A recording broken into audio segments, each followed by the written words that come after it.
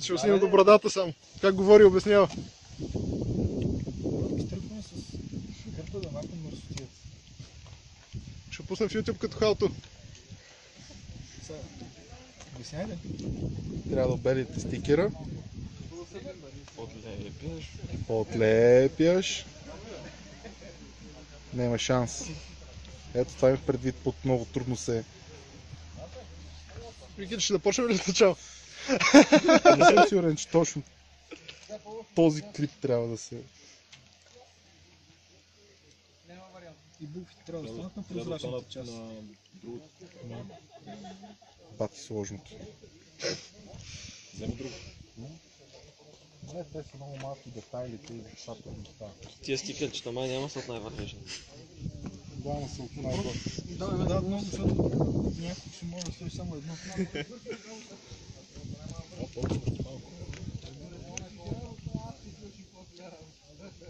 Орел клуб. Всъщност истината е, че трябва така да го... Ето това е... Технологията на изпълнение. И едното ни остана тук, което е проблем. Инфекция. Нищо не е.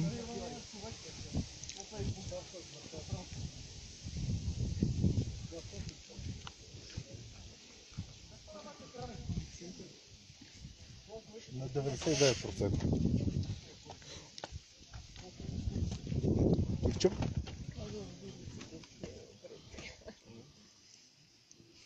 Добре ли е така? Става. За този стикер ще чупат джамове.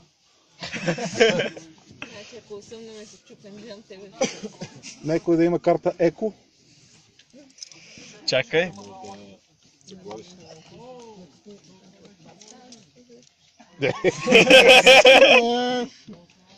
Сега разбирате ли за какво са картите Еко? Да. Не за... Врат комплект с стикера. Това стига кипари. Това стикер е 1,50. Има ли? Има. Аз ще взема два за всеки случай. С мен и ти. Няма да сбъркаш. Сега тук пак може по-добре. Те като ги пуснат в това, ще обявя една обща поръчка и чиста работа. Ами, какво да се от това? Че кой е разбрал, кой не е разбрал. Що е тук на гладко да Да, чиста работа. колко зареждаш, колко време караш, колко километри, как вървиш. Внимателно. Много е важно, значи, транспортното фолио да е така, виждате ли? Срещу движението, в смисъл да не е така, да е така. Нещо им е много хубаво да му изкараш въздух. Нищо ти после можеш да го минеш с картата още веднъж. И има то по-готин. А може и с парцалчето най-вероятно, още по-добре. Хитрости. Баре.